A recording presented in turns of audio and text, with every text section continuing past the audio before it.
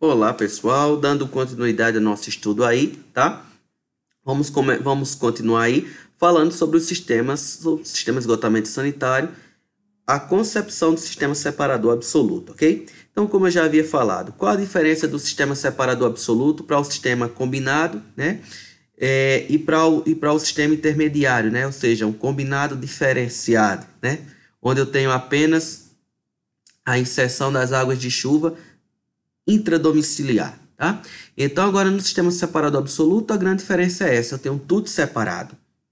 Água de chuva vai para um lado, as águas pluviais e as águas servidas para outro sistema, ok? Então, aí nós temos construção em etapas, a gente pode fazer isso, né? Pluvial no canto, sanitário em outro. Instalação em ruas sem pavimentos, porque aí eu já tenho menos problema de carreamento de areia, tá? Ou terras, enfim. Tubulações menores, porque a vazão com certeza é bem menor. Aí eu só vou ter a vazão de águas servidas, tá? Maior flexibilidade para a disposição final e a redução das dimensões da minha estação de tratamento de esgoto. Eu acredito que isso já deve ter ficado claro para vocês, ok? Então, aí o sistema separador absoluto, a gente tem algumas definições, né? Aí pela própria norma, né? A NBR 9648 de 86, é uma NBR bem antiga, né? Mas ainda está aí, ainda está ativa, tá ok? Então, um conjunto de condutos, instalações e equipamentos destinados a coletar, transportar, condicionar e encaminhar somente, tá? Esgoto sanitário a uma disposição final conveniente de modo contínuo e higienicamente seguro. Então, veja só, o sistema de esgotamento sanitário, nós temos que garantir todos esses aspectos, ok? Principalmente na questão do condicionamento. O que significa isso? Veja, um dos aspectos básicos do meu sistema de esgotamento sanitário: esgoto não pode ser degradado dentro da tubulação. E como é que eu faço isso, professor? Eu tenho que ter um bom sistema funcionando para que isso ocorra, tá? Eu tenho que ter gravidade funcionando. Lembra que eu estou trabalhando aí com o conduto em escoamento livre. O que significa isso? A pressão exercida sobre o meu líquido é pressão atmosférica, tá? Quando eu estou trabalhando com tubulações, eu tenho que ter pelo menos 25% dessa tubulação tem que estar de área livre para que esse escoamento ocorra de forma efetiva, tá bom? Então, não posso ter estagnação de esgoto em tubulação. Eu tenho que ter várias e várias questões aí para que meu sistema funcione. Perfeito? Então, é o estudo da concepção, né? Como é que eu tenho que ter, como é que eu vou implantar esse meu sistema.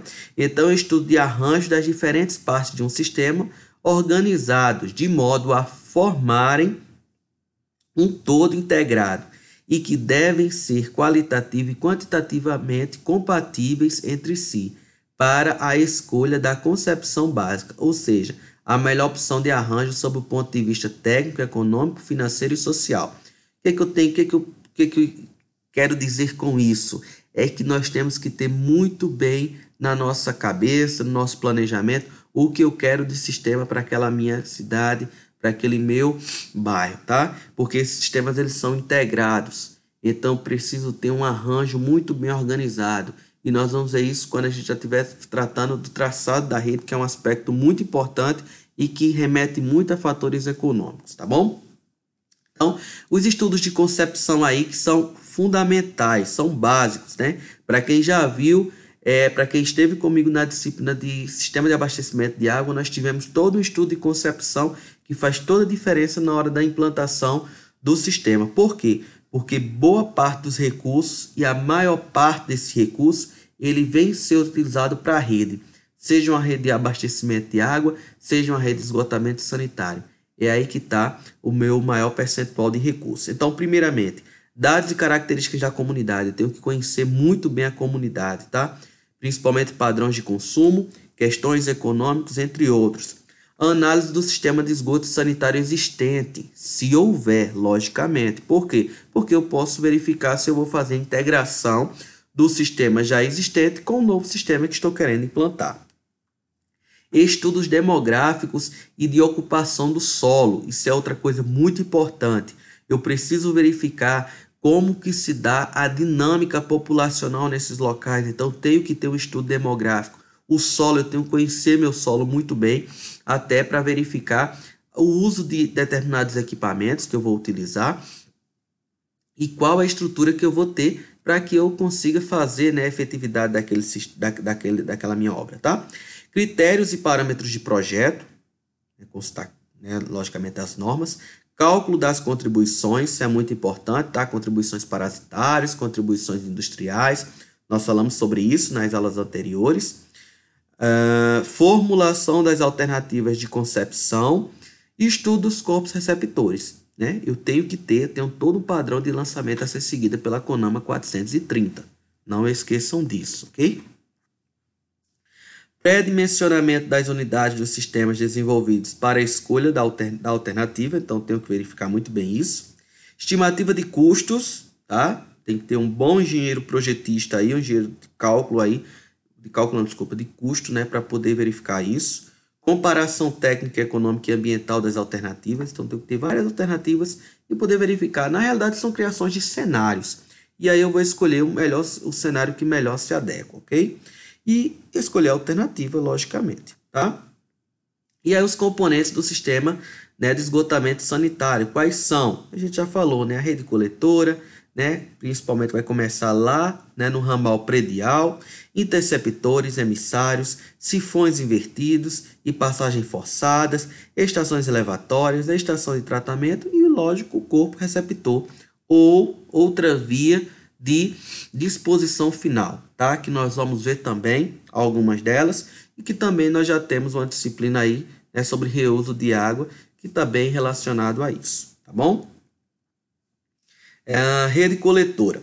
Então, a rede coletora é um conjunto de ligações, né? Então, ali onde eu estou fazendo a coleta do meu esgoto, eu tenho lá todo o esgoto gerado dentro da minha residência e aí eu tenho uma rede, ou seja, uma tubulação que vai fazer a coleta. Então, aí, ó, ligações prediais, coletores de esgoto e órgãos acessórios. O que são isso? São as conexões necessárias, são as caixas de conexões necessárias para que haja essa coleta, tá? Então, aí, ó, começa com o coletor predial. Então, o coletor predial é aquele trecho, né, já extradomiciliar, tá? Fora do muro da residência, tá? Então, o trecho da tubulação da instalação predial de esgoto compreendido entre a última inserção das tubulações que recebem efluentes de aparelhos sanitários e o coletor de esgoto. Nós vamos verificar isso na imagem daqui a pouco. Ligações prediais ou ramais prediais é o trecho do coletor predial compreendido entre o limite do terreno e o coletor de esgoto, certo? Nós vamos ver. Então, aí, ó, nós temos aí um esquema, tá bom? Nós vamos verificar aqui, ó. Nós temos aqui, ó, o esgoto sendo gerado né, principalmente aqui no banheiro, né, mas pode ser em qualquer local, tá bom? Nós temos aqui o duto de ventilação, temos que ter uma tubulação de ventilação, tá? Seja no sistema unifamiliar, ou seja, no sistema, em prédios, tá? Nós temos que ter um tubo de ventilação para que os gases gerados nesse esgoto eles possam sair, tá? E não volte para o nosso ralo aqui, ou caixa sifonada, como ele coloca, tá bom? Caixa sifonada é uma caixa que ela tem um sifão invertido e tem um selo hídrico, para evitar que gases gerados no esgoto retornem via o ralo, né, o próprio ralo do banheiro, ou a pia do banheiro. Por isso que alguns banheiros têm um mau odor. Por quê? Porque alguns ralos já são antigos e não tem mais o selo hídrico, tá bom? Então aqui nós temos uma caixa de inspeção básica, né? Algumas casas também têm a caixa de gordura, tá? E nós vamos falar sobre isso posteriormente. E aqui nós temos o nosso coletor predial, ó, o muro da residência, que já é um coletor predial que já está ligando a residência ao coletor público, ok? Então esse aí é o nosso coletor predial, tá bom? Então, ó, temos o coletor de esgoto, tá? É a tubulação da rede coletora que recebe a contribuição de esgoto dos coletores prediais em qualquer ponto ao longo do seu comprimento, ok? E posteriormente nós temos o coletor principal, o coletor de esgoto de maior extensão dentro de uma bacia. Que bacia que nós estamos falando? A bacia hidrográfica, tá, gente? Por que nós seguimos isso? Lembra que nós estamos trabalhando com um sistema que trabalha por gravidade.